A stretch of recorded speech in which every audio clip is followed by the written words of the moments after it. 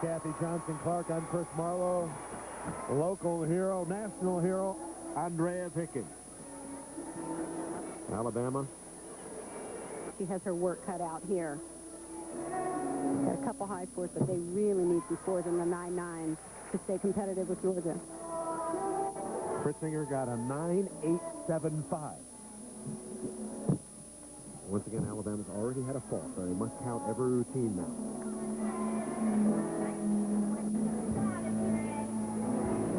Every good routine, I should say.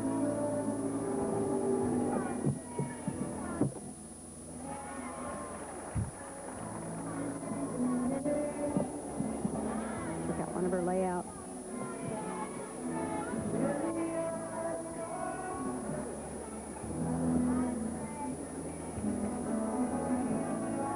Did you say that as a freshman she won the balance beam? 99 NCAA balance beam champion. I thought you did. No, I think you read my mind.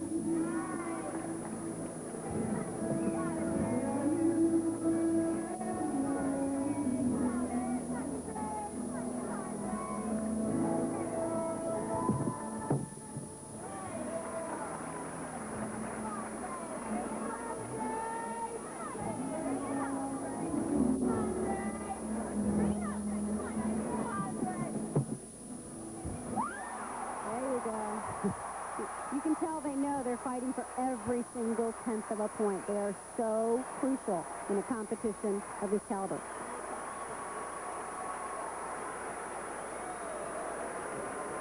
Terrific routine for Pickens. We'll give you her score in a moment. Back to the floor. And freshman Marline Stevens.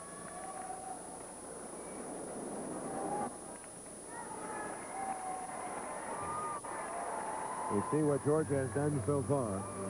4 good scores. This is a very high level of difficulty in all 3 tumbling passes. Pickens got a 9-9. Pickens got a 9-9.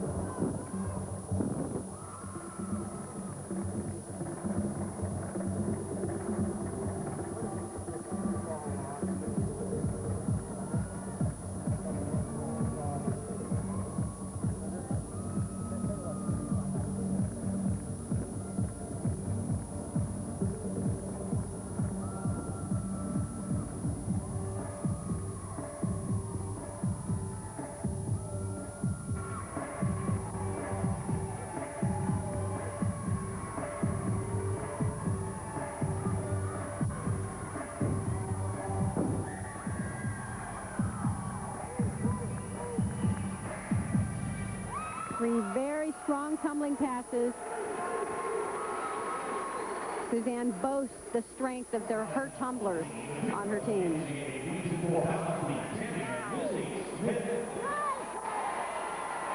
She really punctuates this routine with a beautifully stuck double pike right there.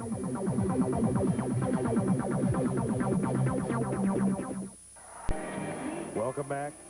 Southeastern Conference Gymnastics. Here's the anchor for Bama on beam, Lissy Smith. She hasn't fallen off this year. Career high 9.975, but she has to hit here because earlier Stewart fell. So it's up to Lissy Smith, a beam All-American. Because she is the anchor on beam in the truest sense of the word. Coach Sarah Patterson said she has never coached a more consistent balance beam worker. Marline Stevens got a 9.9 on floor. Holding on. A less experienced gymnast would have fallen. One of the hardest things to do is fight the urge to overcorrect, overcompensate, panic. It's easy for me to say now, sitting here.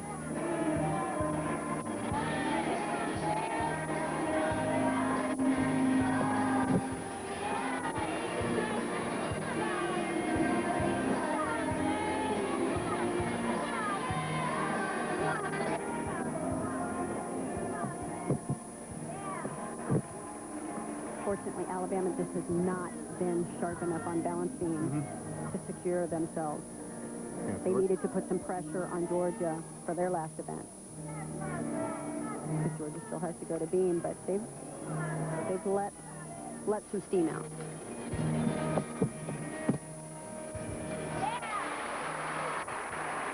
Definitely seen a better performance from her.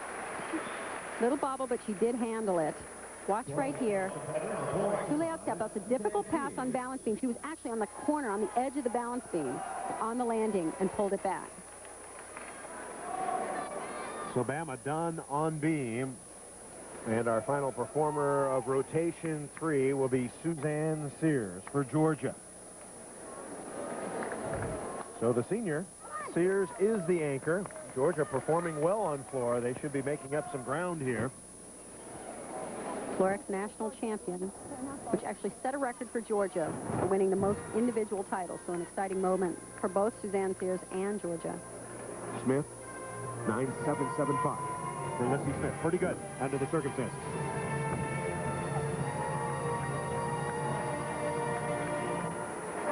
Check this pass out. Back to back.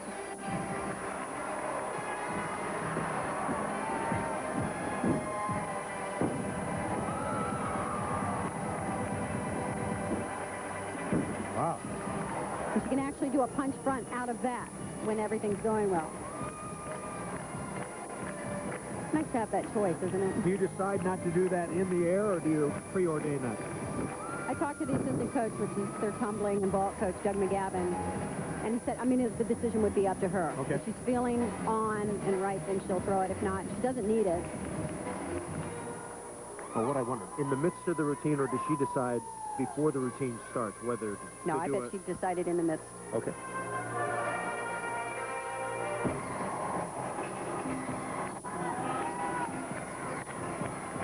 The competition this close, you figure there's no reason to take a chance, only if she was just perfectly on and felt absolutely sure.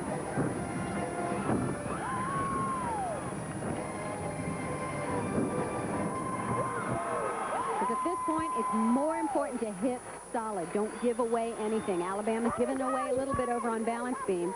Georgia still has to go to beam, so right now she played it the right way. Very good power in her tumbling.